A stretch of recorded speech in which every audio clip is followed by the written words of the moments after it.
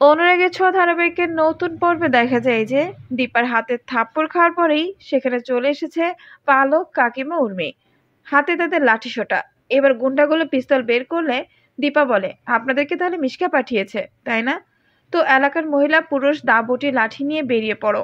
পালিয়ে যায় গুন্ডারা। বাড়িতে ফিরে আসার পরে তিস্তাকে জড়িয়ে ধরে সূর্য। বলে, আজ যা কিছু হচ্ছে সবকিছু আমার জন্য। সূর্যকে সান্ত্বনা দিচ্ছে কাকিমা ও রত্না। এরই মধ্যে চলে এসেছে লাবণ্য, সেনগুপ্ত। তিস্তাকে জড়িয়ে ধরে আদর করতে থাকে। সবাই সিদ্ধান্ত নিয়েছে পার্টি হবে। ঠিক সেই সময় কিছু লোক এসে বলে, আমরা ইভেন্ট ম্যানেজমেন্ট এজেন্সি থেকে এসেছি। সবাই অবাক হয়ে যায়। এমন সময় সেজেগুজে চলে এসেছে মিশকা। বলে, আমি ওদের আসতে বলেছি। আজ আমার 5 মাসের সাধ।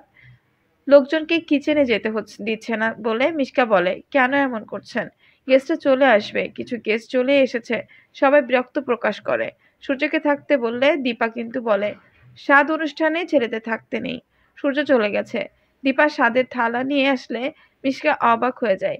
দীপা বলে, আমি বুঝতে পারছিলাম তুমি কিছু একটা করবে, তাই আমি আগে থেকে সবকিছু ঠিক করেছি। তাহলে কি দীপা এটাও জেনে গেছে যে মিশকা প্রেগনেন্ট নয়? বন্ধুরা, তোমাদের কি মনে হয়? এখন একটা লাইক করে কমেন্ট করে আমাদেরকে জানিয়ে দাও, আর সাবস্ক্রাইব করে আমাদের সাথেই থাকো। ধন্যবাদ।